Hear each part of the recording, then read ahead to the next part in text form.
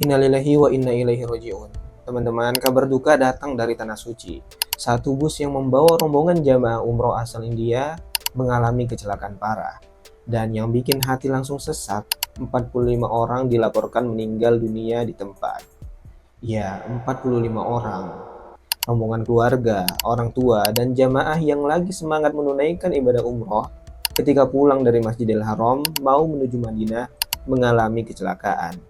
Dan ternyata Allah punya rencana lain. Jadi, apa yang sebenarnya terjadi?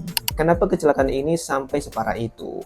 Dan apa pelajaran penting dari musibah ini buat kita semua yang punya rencana ke Tanah Suci? Oke, yuk kita bahas bareng tentang tragedi kecelakaan bis jamaah umroh India di Jejak Baitullah.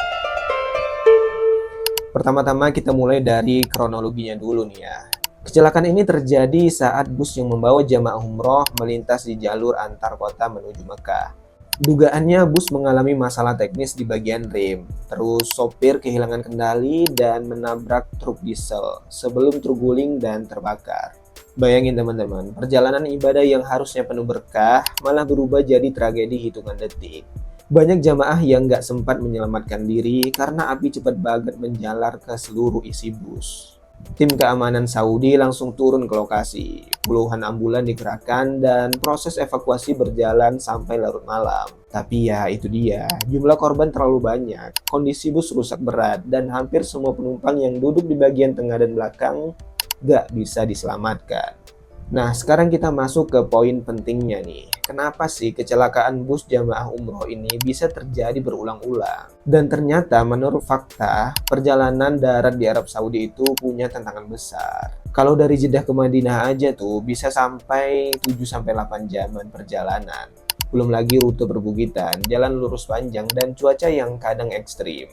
Nah, yang kedua, bus operasional umroh biasanya jalan terus tanpa istirahat panjang. Ketika musim ramai, satu bus bisa dipakai berkali-kali. Dan kalau ada masalah teknis kecil yang telat ditangani nih, resikonya bisa fatal banget. Yang ketiga, kelelahan supir. Ini sering banget jadi faktor kecelakaan. Supir ngantuk, kurang tidur, atau memaksa nyetir jarak panjang tanpa jeda. Nah, yang keempat, kondisi cuaca dan kecepatan tinggi. Di Arab Saudi, jalanan antar kotanya halus banget dan itu kadang bikin sopir ngebut tanpa sadar. Ya, semua kondisi ini tuh bisa jadi penyebab tragedi seperti yang dialami jamaah India ini. Nah, dari musibah ini ada pelajaran penting banget nih buat kita semua yang mau berangkat umroh dan haji. Yang pertama, selalu pilih travel yang punya manajemen transportasi yang jelas. Jangan cuma lihat harga murah, lihat juga kendaraan yang dipakai, mitra musnya siapa, dan bagaimana standar keamanannya. Yang kedua, jangan sungkan ingeti agen travel soal kondisi bis. Jemaah punya hak untuk menolak bis yang kelihatannya tidak layak jalan. Yang ketiga, waspadai jadwal yang terlalu padat. Nah, kalau jadwal mepet, perjalanan malam panjang, atau supir terlihat lelah, lebih baik minta penyesuaian. Dan terakhir, yang keempat, tetap siaga dalam perjalanan. Kita harus simak instruksi, lihat pintu darurat, dan siap bertindak kalau terjadi kejadian darurat. Karena di Tanah Suci, perjalanan darat itu bukan hal yang remeh. Jutaan jamaah datang dari seluruh dunia, dan mobilitas ekstrim ini selalu jadi tantangan besar tiap tahunnya. Tapi nih, di balik tragedi ini, ada satu hal yang bikin hati sedikit tenang. Semua korbannya insya Allah wafat dalam keadaan sedang berjuang menunaikan ibadah. Dan meninggal di Tanah Suci adalah tanda kemuliaan yang Allah pilihkan untuk hamba-hamba tertentu.